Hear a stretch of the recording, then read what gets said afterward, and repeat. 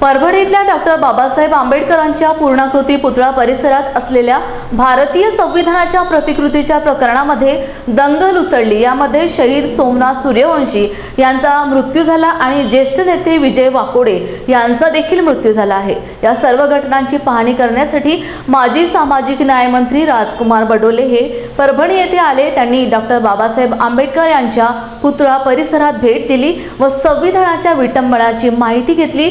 त्यानंतर जिल्हाधिकारी रघुनाथ गावंडे यांची भेट घेऊन चर्चाही केली आणि जिल्हा सामान्य रुग्णालयातील जखमी भीमसैनिकांना सुद्धा भेट दिली। तिथून उपोषणस्थळी सुरू असलेल्या उपोषणाला भेट देऊन लोकनेते विजय वाकोडे यांच्या निवासस्थानी जाऊन कुटुंबाला सांत्वनपर भेट दिली व चर्चाही केली। परभणीची घटना ही अत्यंत दुर्दैवी आहे। महाराष्ट्राच्या विधानसभेमध्ये काल पण या बाबतीमध्ये प्रचंड मोठ्या प्रमाणात गदारोळ झाला। 101 महाराष्ट्र विधानसभा अधिनियम 101 अन्वये त्याच्यावर चर्चा पण झाली। आज पण त्याच्यावर चर्चा होती। काल पण आम्ही त्या चर्चेमध्ये भाग घेतला आणि सोमनाथ सूर्यवंशी यांच्या कुटुंबियांना त्या ठिकाणी आर्थिक मदत तर दिलीच पाहिजे, परंतु ज्याच्यामुळे कोम्बिंग ऑपरेशन केलं गेलं त्या अधिकाऱ्यावर त्याच्यावर त्वरित कार्यवाही केली पाहिजे, त्याला बडतर्फ केली पाहिजे आणि या प्रकरणाची संपूर्ण प्रकरणाची न्यायालयीन चौकशी केली गेली पाहिजे। कारण जोपर्यंत या बाबतीत न्यायालयीन चौकशी होत नाही तोपर्यंत खऱ्या अर्थानं त्याला न्याय भेटू शकत नाही।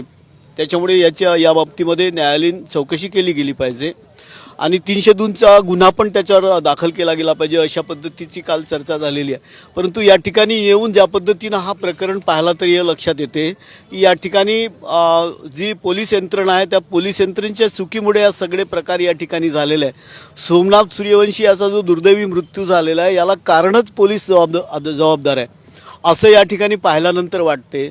त्याची आई आणि भावांचे जे आपण ऐकून घेतलं तर त्याच्यावरून असं लक्षात येते का सोमनाथ सूर्यवंशी याला हार्ट अटॅक नाही आला तर याचा दुर्दैवी मृत्यू पोलिसांच्या मारहाणीमुळे झाला आणि पोलीस कोठडीत झाला। त्याच्यामुळे त्या पोलिसावर त्वरित कार्यवाही झाली पाहिजे। या ठिकाणी एक विचित्र अशी गोष्ट दिसते का पोलीस जिल्हाधिकाऱ्यांचा काही आदेश नसताना किंवा SP चा काही आदेश नसताना एक LCBचा PI दर्जाचा माणूस कसं काय याच्या ठिकाणी हे सगळी कार्यवाही करू शकतो हा एक मोठा प्रश्न आहे आणि म्हणून सगळ्या पोलीस यंत्रणेवर या ठिकाणी एक प्रश्नचिन्ह निर्माण होतो।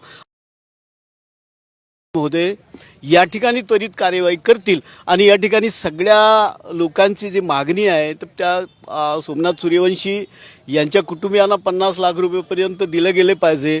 302ची कार्यवाही सदोष मनुष्यगृहाचा गुन्हा त्या पोलिसांवर झाला पाहिजे आणि जे आपण एकूणच बाबासाहेब आंबेडकरांच्या पुतळ्याच्या पुढे गेलं तर त्या ठिकाणी संविधानाची प्रतिकृती जी ठेवली आहे, संविधान हे एका समाजाचं नसतं, हे संविधान या संपूर्ण देशाचा, तो सामाजिक न्यायाचा, आर्थिक उन्नतीचा, सामाजिक उन्नतीचा तो एक जाहीरनामा आहे आणि म्हणून संविधानाचा अपमान जर कोणी करत असेल तर त्याच्यावर देशद्रोहाचा गुन्हा झाला पाहिजे अशा पद्धतीची मागणी आपण त्या ठिकाणी केलीच होती।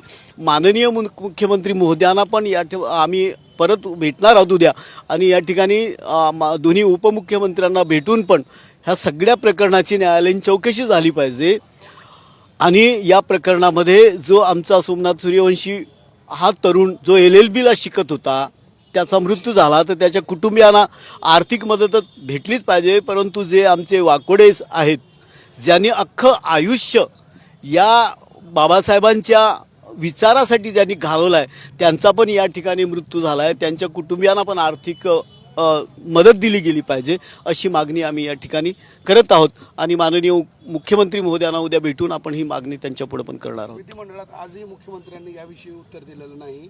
उद्या मुख्यमंत्री आपलं म्हणणं मांडणार असं माहिती उद्या माननीय मुख्यमंत्री त्या बाबतीत आपलं निवेदन म्हणतील त्याच्यापूर्वीच ह्या सगळ्या ज्या गोष्टी आहेत तिथल्या पाहिलेल्या आहेत आम्ही त्यांना सांगू आणि या ठिकाणी आता जे काही बोललो ते आपण त्यांच्यापुढे बोलणार आहोत। मागास आयोगानं काल 3 जे अधिकारी होते त्यांना सक्तीच्या रजेवरती पाठवण्याचे निर्देश दिले, समाधानी आहेत का तुम्ही त्यांच्या कारवाईकडे? राज्य मागासवर्ग आयोग जो आहे, राज्य अनुसूचित जाती आयोगाचे धर्मपाल मेश्रामजी या ठिकाणी आले होते असं मला माहीत पडलं।